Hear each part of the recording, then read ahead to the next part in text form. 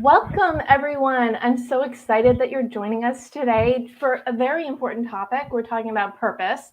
It is the mid-year and the perfect opportunity to reevaluate your life, make new plans, and move forward. And of course, we've got a very purposeful conversation on mission, purpose, living the life you want today with some amazing guests. And for those of you who don't know me, I'm Deborah Eckerling. I'm author of Your Goal Guide and creator of the DEB Method for Goal Setting Simplified. I am a speaker, workshop leader, consultant who specializes in event outcome optimization. You can't reach your goals on your own. You need your community, you need your resources, and I'm all about helping people figure out what they want and how to get it. And every week I lead the Goal Chat Twitter chat, and then on Mondays I bring in 3 friends to dive deeper into the topic. And then this will magically become an episode of the Deb Show podcast on Thursday. So whether you're watching live, the replay, listening, we're glad you're here choosing yourself and your goals and focusing on purpose. Anyway, yes, a mouthful, but I'm Brand. It is me. A great group of guests today, and they all came via awesome people. So, you can't beat that as well. We have Charles Curtis Thomas Jr., who came through our mutual friend Chris from Gatherly, and Randy Sablich, whose name I may or may not have pronounced correctly, that I met through David Roberts when I was a guest in your meetup, and then on Warrior versus Zombie. And then Brooke Schiller and I met through the wonderful Innovation Women platform. And if you're a female speaker and you do not know Bobby Carlton and or Innovation Women, reach out. Or reach out to Brooke. We will all gush. And the thing, as I said before, we are wonderful leaders, consultants, experts have in common today is knowing the value of purpose. You can't get what you want unless you know what you want. But when you have that purpose, that fuel, it really is the best way to move forward. I would love it now for my guests to introduce themselves. I was going to say better, but really introduce yourself beyond what I said, which is that you're awesome. So let's start with you, Charles. Welcome and thank you. I'm really glad to have you here. Yeah, of course. Thank you so much for having me. Really appreciate the chance to talk a little bit here. But yeah, evening, everyone. My name is Charles Curtis Thomas Jr., and I am one of the co-founders of the nonprofit promoting racial awareness in schools, by shorthand known as Prais, which was founded a little over 2 years ago by one of my colleagues from undergraduate at Penn and I right at the start of the pandemic. And we work with middle school and high school students and faculty to educate them on topics of racial awareness and racial literacy. So I'm sure we'll have some time to discuss it more over the course of the conversation, but directly relevant to now, above everything else. I'm a student that just recently graduated undergrad and has faced, a lot of experiences that come with being a part of the quote unquote real world, which has required me to be very intentional about what I want my purpose to be, on top of the goal setting and everything like that, and what I do with my time. But thank you so much for having me. Well, thank you for being here. And yes, I know Randy started asking you about this backstage. And no, wait, we're going to talk about this and we're going to let other people watch. So fantastic having you here. Randy, welcome.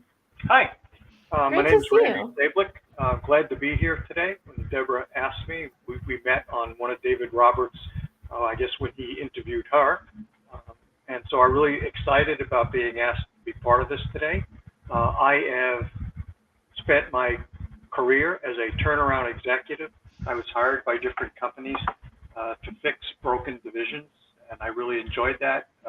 It obviously didn't start out first job that way, but I had a really great career. I retired 7 years ago, and I opened my consultant shingle, and I basically do the same thing. I help people who have underperforming businesses or are struggling, and I do that pro bono, so that's my payback. So I'm enjoying retirement, and I'm looking forward to today. And we could have just as easily had you on Paying It Forward. There you go. There you go. But it really is a part, I think, something about knowing things, and I know that sounds really general, but when you know things, when you're passionate, giving back is almost like a natural thing because Absolutely. You want everybody to do better, be better, have better. Absolutely. I had mentors during my career who did exactly that for me. And so I'm paying them back. That's so lovely. Brooke. Hi. Great to see you. Welcome. Thank you. Please share who you are, why you're here, and why purpose is so important. I mean, it seems like a no-brainer, but go ahead. It does, but we'll talk more about that. So I am the founder and principal of Incite Partners Consulting. I've been consulting and working in the area of organizational development and performance consulting for over 25 years and consulting as an independent solopreneur for over 16. I empower leaders at all levels, regardless of tenure or title, to unlock their leadership prowess and ignite their career growth. And I work with large and small companies, startups to large global brands. And my Leading Without Limits program is already helping hundreds of leaders at all levels and those whose success depends on them to make a bigger impact today. So I'm super excited to be here today and talk and dig into the topic of purpose. Thanks for having me. Awesome. Amazing. And I did kind of ask this, but I'm going to ask it again in a different way because, I can. We can all agree purpose is important, but what is really the value? Can we dig in a little bit there? And Randy, do you want to start us off? Well, I don't know if it's exactly an answer to the question, but I did make two lists to answer the question of what is purpose. And if you'd like, I could go through them. They're not very long. Would that be appropriate? Go ahead. Okay, so simple purposes would be things like make money, gain experience, be a stepping stone to a bigger position, and be recognized. Some people just want to be recognized. So those are kind of just quickie, simple purposes. And then more complex purposes would be, I have a mission. I'm doing it because I want to, because of God. God inspired me. I want to make the world a better place. Fame, if you're really an egotist. You want to make a difference. I think Brooke mentioned that. Become a corporate executive, and then to eventually own a company. So those would be more complex businesses. And then everybody has their own purpose, and you start out with a purpose perhaps, and that purpose can change innumerable amount of times. I see nodding from both Charles and Brooke. So why don't we go over to you, Charles? Yeah, I'm nodding because I really like, kind of how Randy put it together there. I think the idea of purpose is very multifaceted, that it can't really just be confined in one space. I think it really depends on context, where you are in your life, where your passions and your goals are and everything. So I think it's truly multifaceted based off of, what you want your own future goals to be, where you are currently and everything like that. So definitely agree with everything that Randy just threw out there. And for you found, well, you're so young, and I mean that as a compliment, but discovering early on that you want to be making a difference, impacting others, is it just how you've always been? Yeah, I would maybe say on some level for sure. I think kind of looping back to the idea of purpose, I think it has to be joined with some level of fulfillment, I would say. And I would say personally that I find a lot of fulfillment in being able to give back to communities, to help people that are in similar spots that I was in before.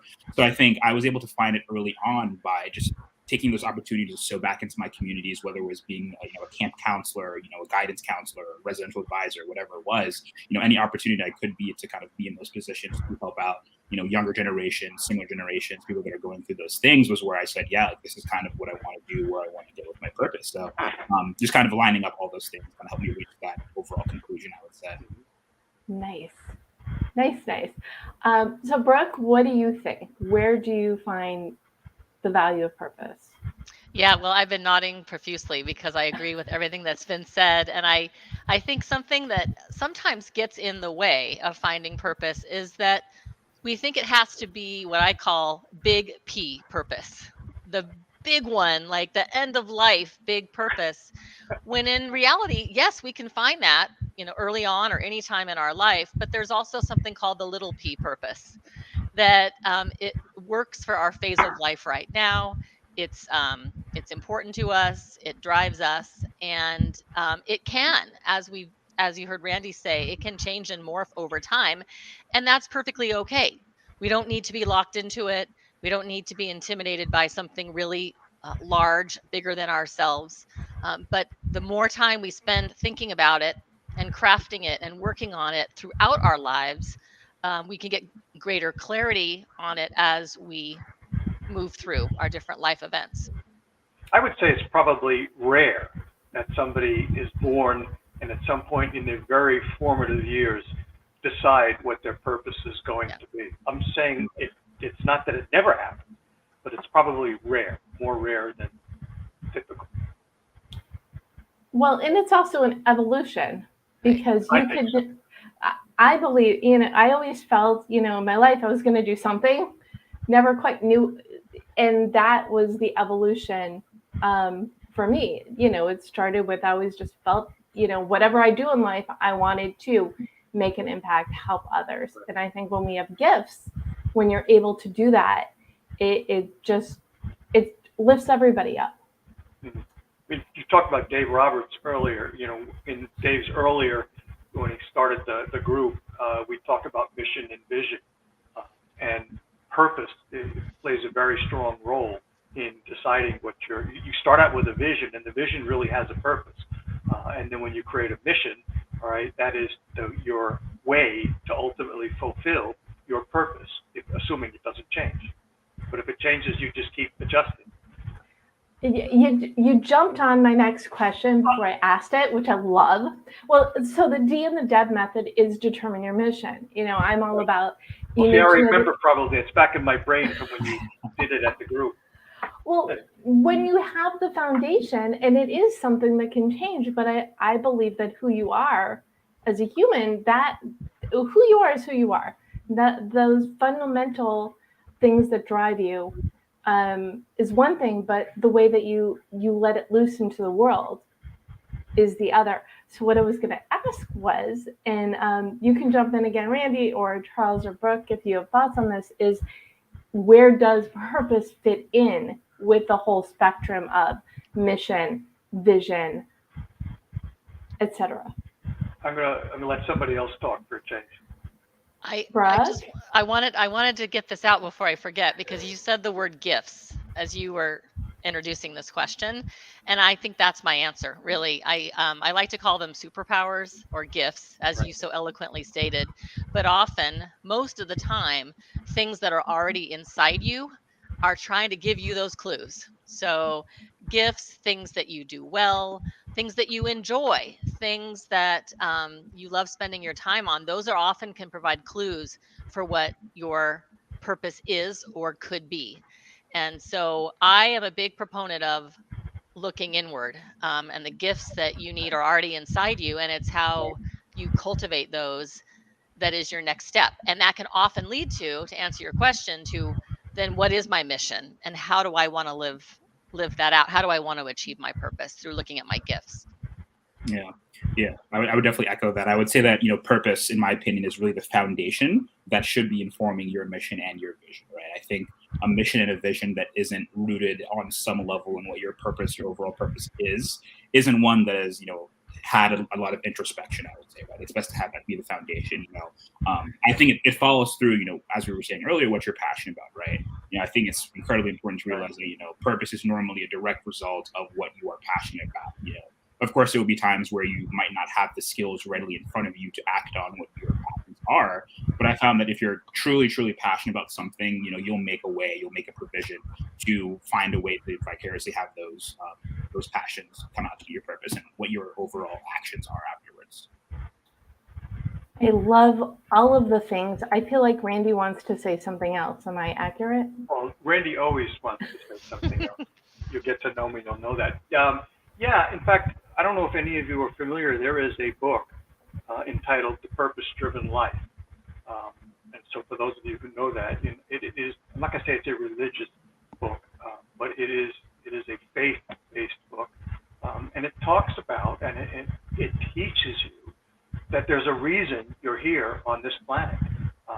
And some people figure out what that reason is early in their lives, and some people figure out too late. And then the rest of us figure it out somewhere along the way.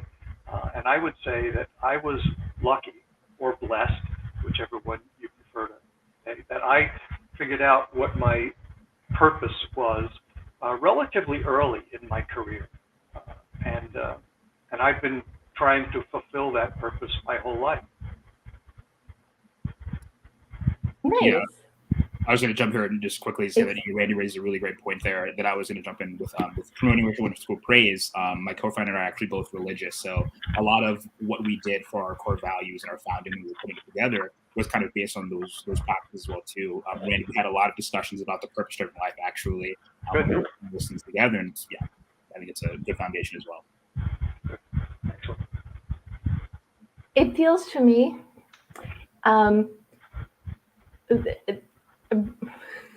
I love the word clearly, or else why would we be talking about it? But the fact that purpose can be religious, non-religious, from youth, from later on in life. It's almost like a universal thing, but I think it starts with wanting to have more than you. Do you think that's innate in how someone's raised, or do they come to it? Where does the drive for purpose come from, do you think, Charles? Yeah, I would say the drive for purpose, in my opinion, comes from answers. I think inherently, as people like to have answers, to their questions. They like to be knowledgeable. They like to not have any mystery about what it is. So, if you're doing something and you don't feel any purpose or passion behind it, you will inherently ask yourself, okay, where can I find myself that purpose and that passion? There's something, even if it's not, at the top of your mind, there's something in the back of your head that's saying, whatever I'm doing right now is not what I want to do. That's why people switch jobs, people switch everything in the world, right? So I think that drive comes from the desire to have that fulfillment and that understanding of, okay, why am I here on a deeper level. Brooke? Yeah. Thoughts? Yeah. I was going to say that I think everyone has a drive to make an impact in this world, on this planet. We may not call it that, we may not know that, but then a combination of factors kick in. So nature, nurture, life, all those things happen. And so it comes from a lot of different places, but we want to make an impact. And then from there, we look at our surroundings, our environment, and some of us are encouraged to really draw that out and bring that to fruition. And some of us aren't. It's just not part of our family structure or how we're raised. But the drive and the desire to make an impact doesn't go away.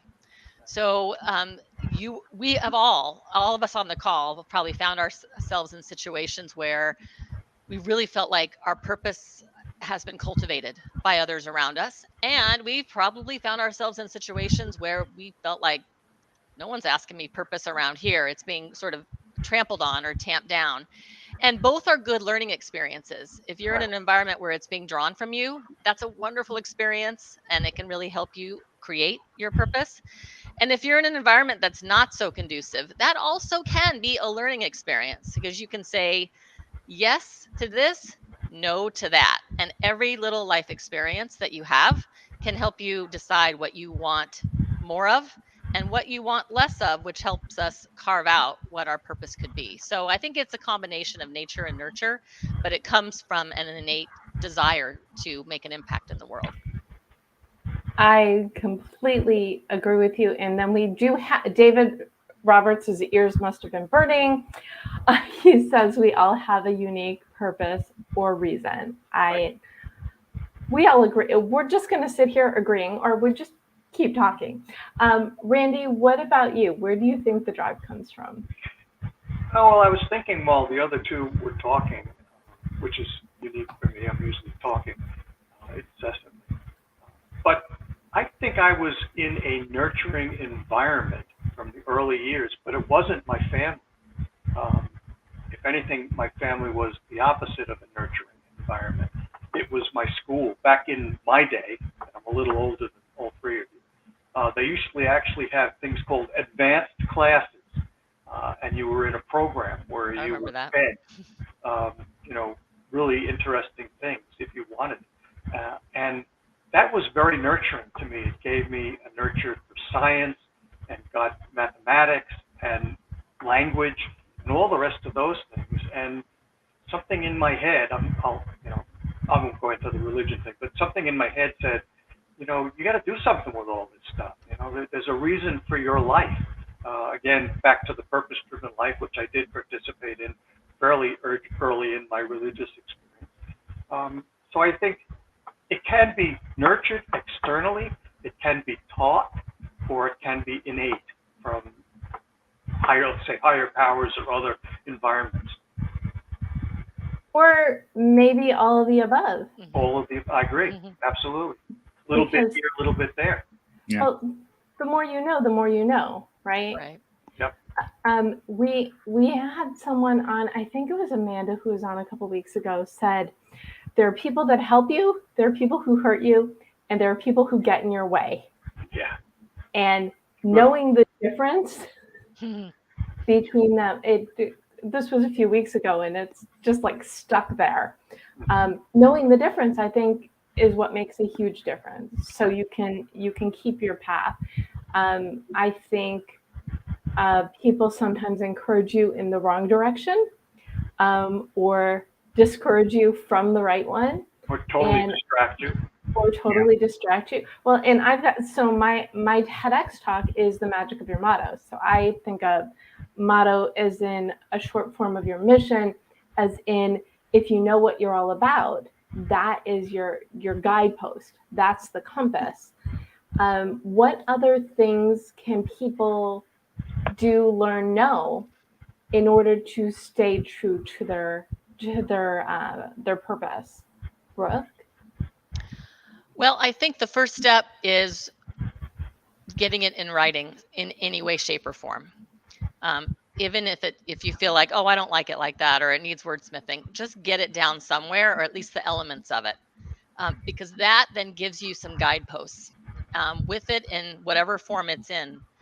As things come at you, as life does, you can go, oh, yes, no, not sure, because I have my purpose here to be my backbone or my guiding light in terms of what I say yes to, what I engage in, what I'm drawn to, and what I want my commitments to be. So in any way, shape, or form, I guess is what I would say, is to get down the elements. You might want to start with that superpower or that gift question and just write some thoughts down, or maybe ask others in your family or friends what they think, and then noting that so you have it as your baseline, and then it really can help you decide, like I said, what you gravitate towards and what you sometimes need to say no to because it is not in line with your purpose. So I think that's a good starting point.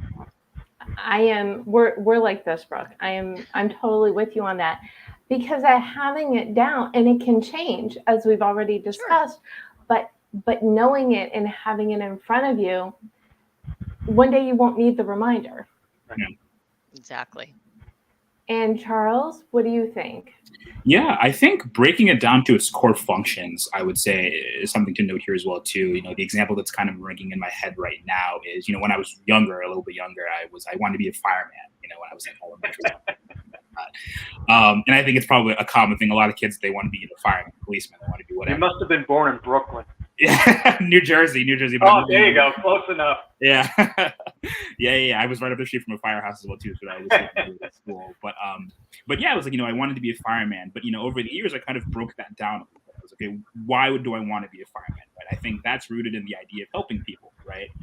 So I think breaking down, things like that to its core functions can sometimes give you a little more clarity. I want to do this. Okay, yes, this is kind of the stated thing that I want to do, but what's the level below that? What's deeper? What's the real reason why I want to do that? Is it for helping people? Is it for, creating communities, whatever it is, right? And I think kind of the other half of that too, along with purpose, is kind of finding the avenue that's necessary to do it. Kind of on the topic you were saying a little bit earlier, Deb, about kind of mottos and quotes and everything like that. One of my favorite quotes is, a vision without execution is just a hallucination, right? If you don't have a vision without execution is a hallucination, right? If you don't have a way of kind of putting it together or anything like that, if it's just staying in your head, it's not going to go anywhere. So I think kind of having those things. I like that.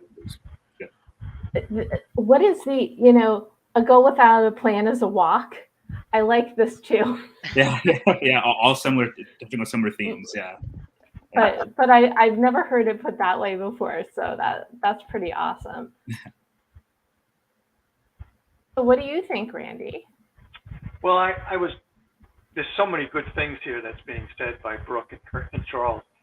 But I was thinking while they were talking, when I first started out, I mean, I was pretty lucky. As I said, I was in advanced class in high school and started my own lawn business and cleaning swimming pools and stuff like that. And when I started, I got a Grumman scholarship, so I had great jobs at Grumman Aerospace, and I really thought I had all the answers. But I guess I got a bit of maturity. Something happened. I don't know what that thing was, but as Dave Roberts likes to say, Randy has all the right questions.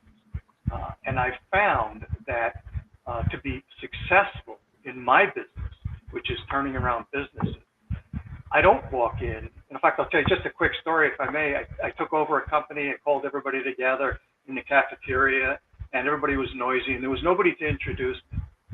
And so I had this big date timer that I carried around all the time. So I dropped the date timer on the cafeteria table. That shut everybody up.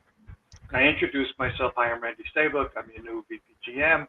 And I picked up the book, and I said, the answers to all of the problems that we have in this division are not in this book. And then I paused, and they said, they're in this room. And my job is to ask the right questions so that you folks can help us all answer them. And that has become my motto, my whole career from that point on. I won't say I've lost all my ego, but I realized that I can't do it alone. I need the help of all those people that I'm in charge of. And I can say that all but one of my assignments were successful. That's so cool. So you can't find the answers all by yourself, but you also need to know the right questions, right? Absolutely. Yeah. And sometimes that's harder than just telling everybody what the answer is, that you think the answer is. Mm-hmm. Okay, Charles, Brooke, you don't have to fight over who wants to talk first. Charles, go. I mean, I don't have any further thoughts kind of beyond that, but I think I really like what Randy was kind of saying there about putting it together and everything.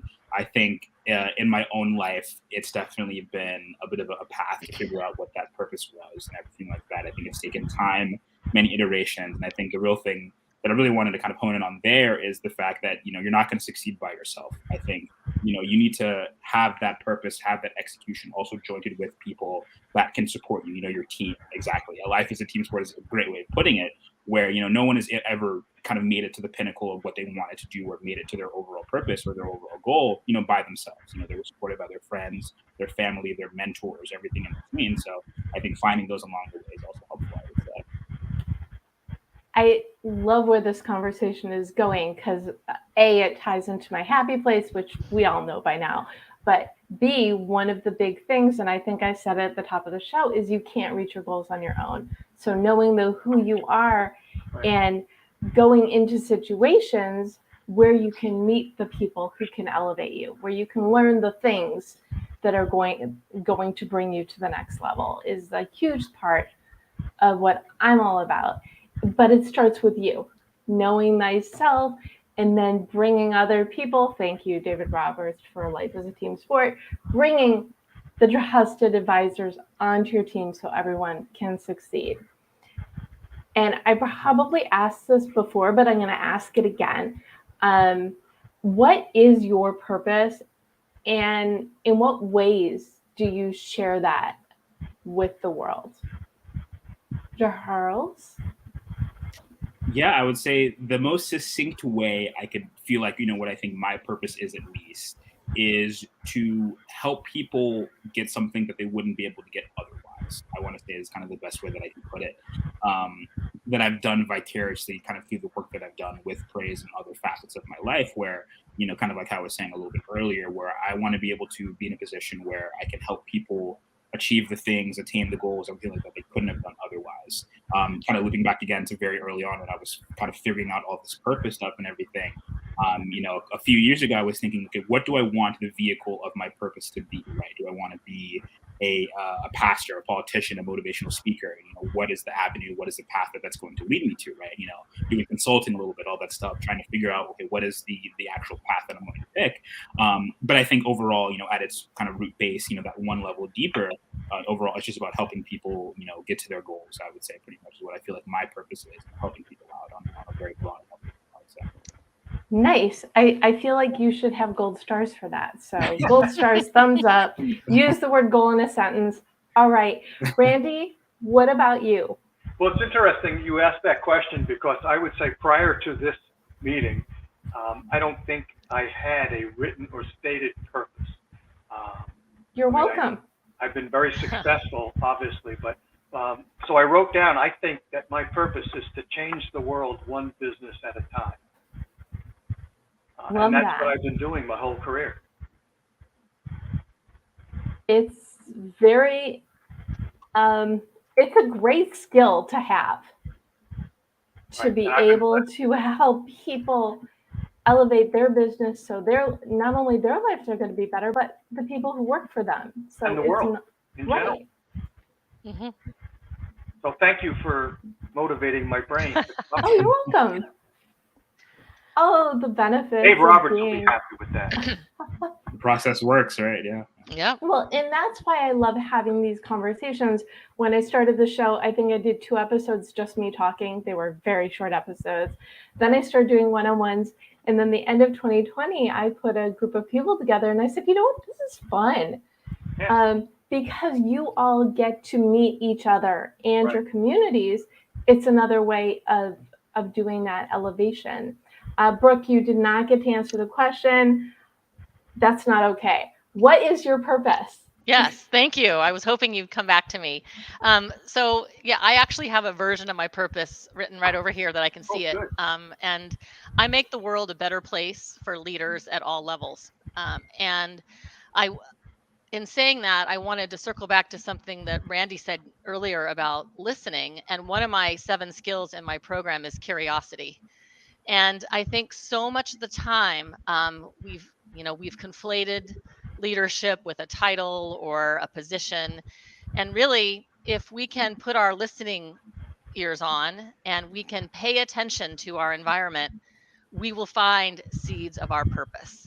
Right. And so that's why curiosity, which is related obviously to listening, asking those good questions, paying attention to your environment, what's going on, to others in your midst, can really not only help you develop your personal leadership skills, but it can help move you closer to developing your purpose. Because you're curious, you're interested in hearing from others, learning from others, and seeing all the things that the world has to offer, and then where you can overlay your gifts with what excites you in the world. And when you ask the questions, you got to be prepared to listen to the answers. Exactly. Mm-hmm. It's not just I got the question out, now I can think of my next one. Oh, look, they love me. I ask questions. Yeah, right. Involving the audience. Move, next question. Yes, but you learn so much from each other. And I think we as we go through our careers and spend more time in the work environment, we think we have to know everything. That term, being the smartest person in the room, is one of those terms that kind of always makes me think. Being the smartest person in the room means, yes, you have things to share, but you also have things to learn from others. If I may tell a quick story. When I was dating my wife, she lived on a canal in Long Beach, New York. And her boss lived across the canal. And I knew him. He invited me over for a beer one day, and he gave me a lecture about, being a good boss and all the rest of that. And so many of the things that we've talked about today, he taught me. I actually listened and absorbed it. He taught me that I can't be the guy that has all the answers. I can't try to run everything on my own. I've got to listen. I've got to build the team. And God willing, it sunk in. And it really was a life-changing moment for me. I still have flaws, by the way. Oh, we all thank do. You. We all, yeah. You're probably seeing some of them here. But what I was going to say is I loved Charles's fireman story. And then, okay, what is the impetus behind it? What is it? Oh, I want to help people. Mm-hmm. And Randy, again, you answered the question before I asked it, which is what's a good story that really exemplifies, finding your purpose and the things. So I wanted to throw the question over to Brooke. Do you have a nice origin story of how you discovered that this was your purpose? Yes, and it's probably longer than 2 minutes, but I'll try to make it short. Before I started my consulting practice, I was doing what most people do, trying to climb the ladder in the organizations that I was working in. And I got to a place that I thought was the pinnacle of my success, only to find that the view from the top of that ladder wasn't all it was cracked up to be. Right. And I was given an opportunity to go out and do my own thing, everything aligned, not in the most positive way. Sometimes we have to go through these hard experiences to come out in a good place, but to really examine, I thought this was the route I had always thought that I wanted to take. And so I had to do some self-discovery, self-examination, but it actually put me on the path to doing what I do now. And I didn't know that my purpose was, making the world a better place for leaders until recently, really. I've always done leadership development and management development, but it's something that really uh, it's like carving a sculpture. You have the block and then you take a little bit off and then something emerges. That's really what happened for me, but only after some life experiences that again helped me realize no to this, yes to this, and accumulating those life experiences to get to that place and where I am now. Great story. And good for you for taking the opportunity, whether you wanted it or not, and turning it into the life that you have. Because it's and so we've got David chiming in again. He does his warrior versus zombie. What is your journey? If you're the smartest person in the room, you're in the wrong room. Every human interaction is a learning opportunity. I completely agree with that one. And as you're talking, I'm like, oh yes, you all could have been on the paying it forward or the leadership, or soft skills conversations. And I think I went back and forth with Brooke a couple times. I said, okay, these are the topics coming up. Oh, I could talk about all of them, but I love this one. Knowing your strengths and the things that light you up, I think is the other part of purpose. If you're happy doing the thing that you love, then good. You're definitely doing the right thing. And a huge thing, so my book, Your Goal Guide, is to help people who are facing change by choice or by circumstance. So basically, for the situation that you had, Brooke, so many people are living these miserable lives and they don't see a way out of it. Right. How do they get out of it? I know. Let's make it a really easy question. For people who do not yet know their purpose, what recommendations, and I love the whole idea of writing it down, but for developing that purpose, what sort of little, I guess, hope things, because isn't that why we change our lives? For hope, things will be better. What sort of things can people do to really hone in on that? And I'm going to start with you, Brooke. That's okay. Well, I think what comes to mind first is, small steps. I finish virtually every workshop with one small step, because often you go to a workshop or you do something like figuring out my purpose and you're like, I'm so overwhelmed, I can't do anything. So if you take one small step and you time bound it, and you say, I'm gonna answer the question, what are my superpowers by next Monday? That is a step in the right direction. So I either say small step or tiny tweaks, but I think it is breaking it down into baby steps. And each one of those, when you put them together, when down the line, when you're looking back at this, you're going to be, it started with that small step. And then I found another and another surface and another I was able to uncover. So in summary, I would say start with something small and do it today. Agreed. Yeah. The last thing you said is probably the key. Do it today. Yeah. Don't hesitate. Mm-hmm. I love that so much. Randy, What do you think? I got two things. I said, one, I think, is you have to want to change. You have to be committed to it. It has to be burning. You got to say to yourself, I'm stuck here, and I don't want to be stuck here. All right. And then I would say that the second thing is find a mentor or a buddy. I mean, the only reason I don't start with the buddy thing is because you can have a friend that could actually do you more harm than good. But you know people in your environment, church, in your school, in your community, people that you admire, and ask them if they could help you. And that relationship can really nurture a fire inside you to get moving. And also, they can lead you to others' resources. Absolutely. Community it's so underutilized, but you have to utilize it in the right way. Right. Yeah. So right. I love it. I love that you made that distinction. And I'm also going to put in the chat, you can, now if you just need goal setting, accountability, and community, okay, you could join my Facebook group where every day I lead with a prompt designed to help you announce what you're working on, but also be in a community of people who want to cheer you on. Yeah.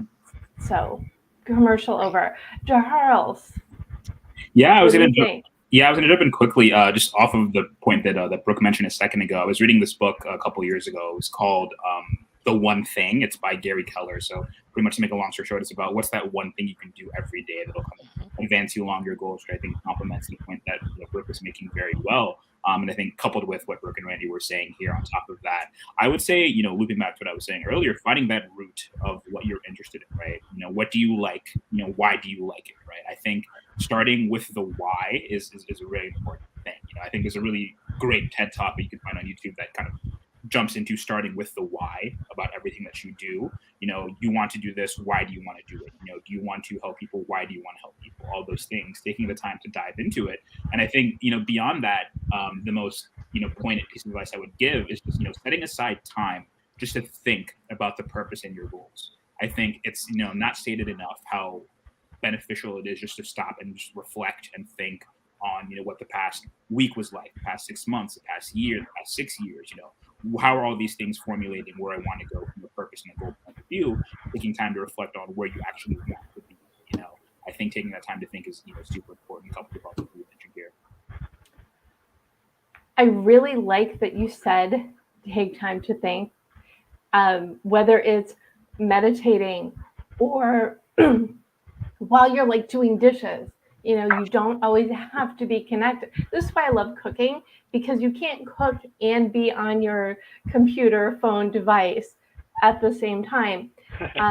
Just make sure you're not always thinking, because if you're always thinking, then it's cheating. So we need to do a little bit of one from each column of this conversation. Yeah.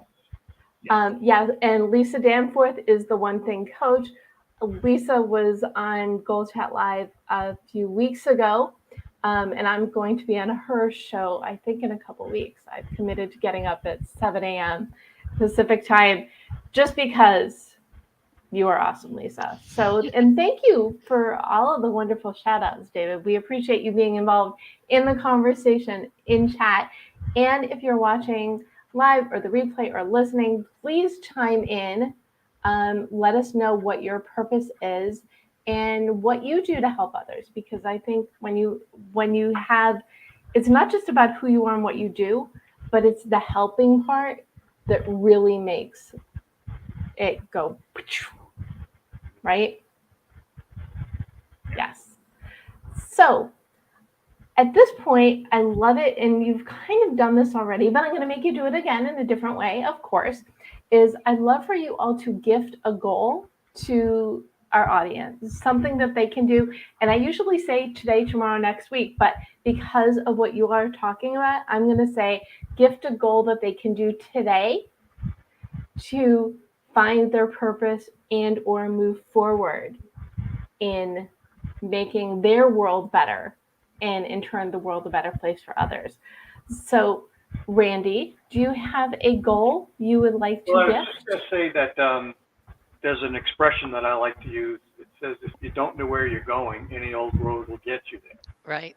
So I think, you don't have to have a perfect goal.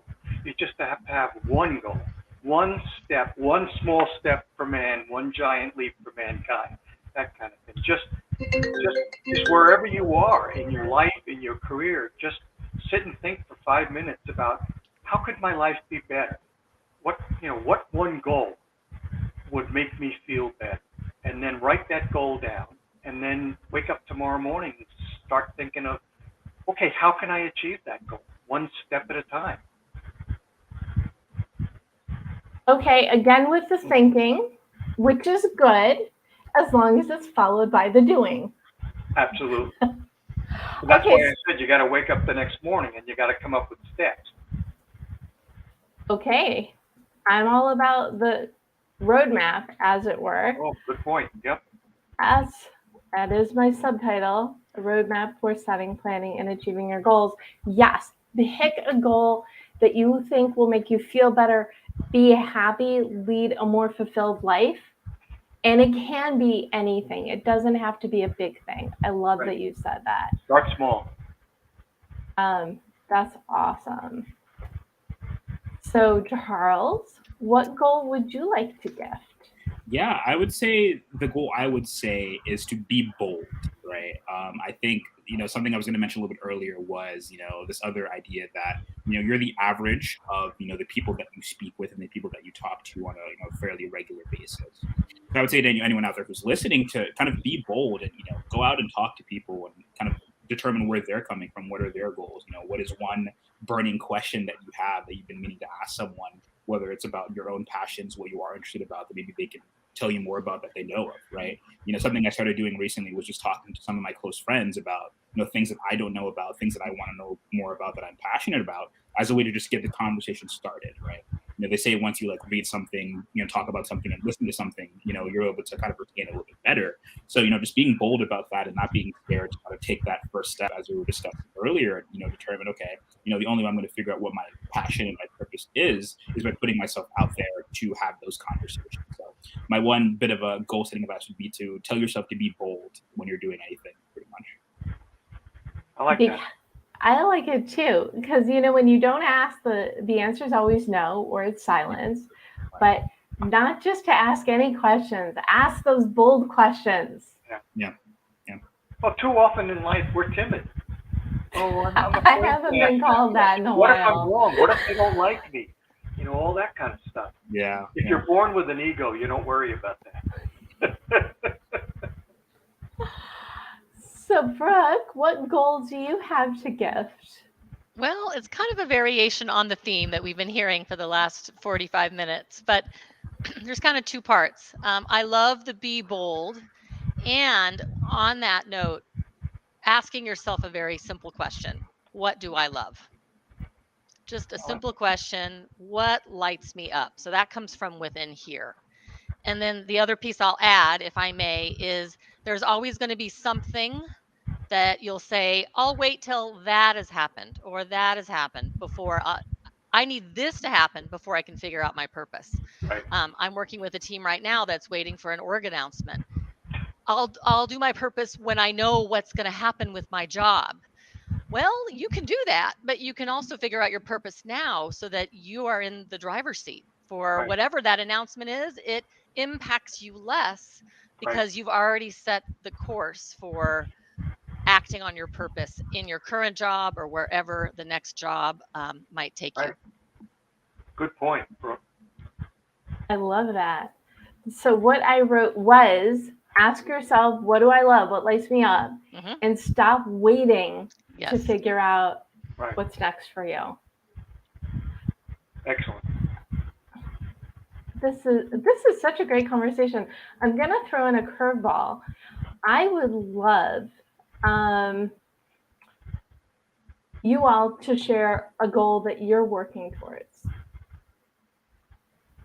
Brooke, do you have a goal that you're comfortable sharing?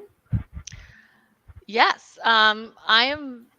One of my main goals is kind of happening right now, but to be on more programs like this, in more engaging conversations where I can talk about meaningful topics and personal leadership. So I have set a goal for myself to engage in conversations like this. And this is the first small step, as I mentioned earlier, in the bigger picture. So awesome. I'm working on. You're welcome. So thank you. That's amazing. Well, I'm so happy to be able to help you with that.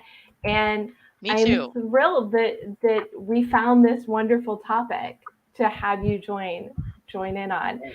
Randy, what is your goal, or one of them? Well, I would say, not to brag, but I've had a pretty successful life and I've done a lot of things that I'm very happy with. But my goal now is to be a better Christian. And I'm struggling with it because I think I am a pretty good Christian, but I think I could be better. And I don't know how many more years I got left on this planet, but I want to make it count, I guess would be the way I'll put it. A very, very good goal. Make the time count, because you don't know. Right. Love it. And Charles, what is a goal for you? Yeah. I think we talked about this a little bit when we first met, Deb, but I like to do themes every year. Like I think a couple years ago was physical health. Last year was mental health. So this year is my year of eating. So pretty much I would say the overall goal is to be intentional about what I'm doing. I want to inject more intentionality into all my actions. But in terms of how it's materialized, at least for this year, into a goal is I bought myself a little book. So I made out a theme year. So this year is the theme of eating. So my goal was to, kind of do more cooking at home, when I'm going out to eat, kind of taking the healthier option, by the end of the year, being able to just cook a meal for myself all 7 days of the week pretty much was my overall goal for this year. But, the inject answer would be to be more intentional about the actions that I'm taking, I would say. Good. I love that you mentioned food. I don't think I've gone this long in a conversation without bringing it up myself. So yay. I've turned into a bit of a foodie, honestly, over the past couple of months. Yeah. That's fantastic. Well, and it's nurturing your inside, the literal, right? You can't just be just be nurturing your mind all the time. Right. That's right. Your body's got to support that mind. Yep. Mm-hmm. This has been such a fantastic conversation, friends. Where can people learn more about you? Charles? Yeah, so to learn more about, kind of the nonprofit that my co-founder and I have been working on, the website is praisproject.org. Lovely, it's up right there perfectly. Also available to be followed on, LinkedIn and everything like that. If people wanted to talk more about kind of the work that I'm doing, or just generally chat otherwise. As you can tell, I love talking to people all days of the week and everything like that. So can learn more about me there, pretty much. Fantastic. And Randy, where can people learn more about you? Well, if you want to just learn a little bit about me, you can go to LinkedIn. I've got a pretty comprehensive bio on LinkedIn. But if you want to have a chat, just send me an email at randy@sablich.net. And just when you send it, please tell me, well, that's my website, I think, what you just put up. Tell me why, tell me how you found out about me and why you want to have a conversation, so I don't think it's just junk mail. And I will respond. Well, leave a note that you met on Gold Chat Live. I like that. Okay. Fantastic. And so, Brooke, where can people learn more about you? You can find more about me on my website, which is incitepartner with no s.com, and it's on the screen right now. And I'd love to meet you. So meetwithbrookenow.com is how we can set up a time to talk. Ooh, that's nice. Okay, Can you send us contact info for each other's? Well, I absolutely will. I think you should all be on the same calendar link, but when I send you the links to the replays, you will all be on the same email.